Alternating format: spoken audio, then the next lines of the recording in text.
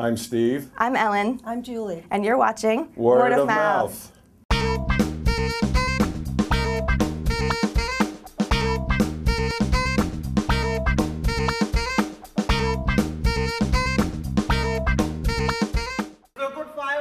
Yes. Yes, take all her clothes off and burn them. Ring up Whiteley or somebody for new ones. Wrap her up in brown paper till they come.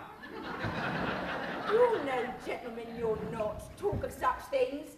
I'm a good girl, I am, and I know what the like of you are. We want none of your listen grove prudery here, young woman. You've got to learn to behave like a duchess. Take her away, Mrs. Pierce. If she gives you any trouble, wallop her. I didn't know this play. How can you not know this play? It's My Fair Lady. Pygmalion is a show that is a story of Professor Higgins, who is a professor of phonetics, who meets a young flower girl. He and Colonel Pickering kind of get into a little bit of a wager, speculating on what it would be like for Henry Higgins to transform Eliza into the equivalent of a duchess, a refined and educated and well-spoken young lady. When you see it in the play format, it's a little bit more gritty, and you realize how much of it's actually a social commentary about class and position and what actually makes you rich in this world. It's how the rich treat the poor.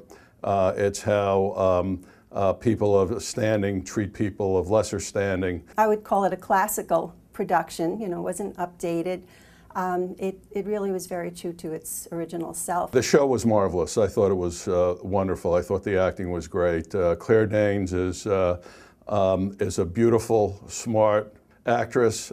She was entirely believable as the Cockney flower girl.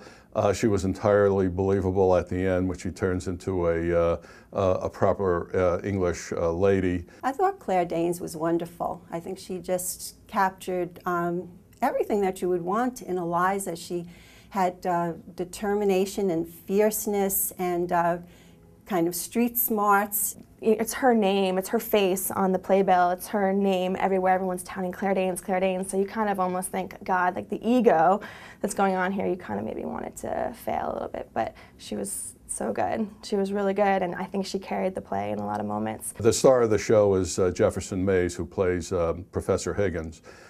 He's a marvelous actor. He starts out as an arrogant,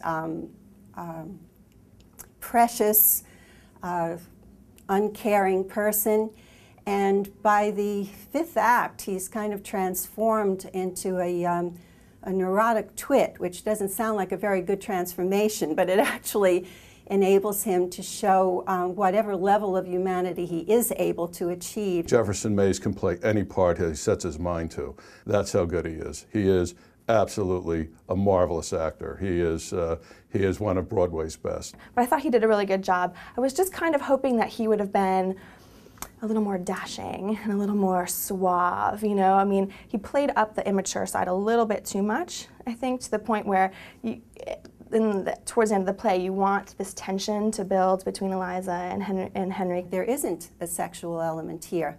This is more like will versus will, not love conquering all. When you see the way Jefferson Mays played it, you kind of know, like, he's really unattractive. There's no way that you would ever fall for him. I was a little bit disappointed in J.O. Sanders, who played Eliza's father. That role, I think, is so well written that it probably can't be played badly.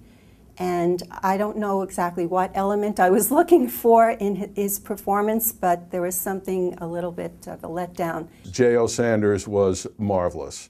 He had a wonderful part. It was one with a lot of humor, and he was terrific. It's a very literate play. It's something that you really have to attend to carefully, because you have to overcome the accents, and you have to overcome the particular dialects, especially early on. And if you're going to appreciate the play, you really have to be attuned virtually to every line. You have to go there expecting old world classic kind of play, and then you'll be definitely satisfied. If you go in there thinking you're going to see some sort of amazing innovation, it's not really going to hit. It's a wonderful show. It's a wonderful story. It's written by a great English playwright, and it's acted by some of the finest actors there are. So pleased to have met you. Goodbye. Goodbye. Goodbye, Colonel Pickering. Goodbye, Miss Doolittle. Goodbye, all. Are you walking across the park, Miss Doolittle? Walk, not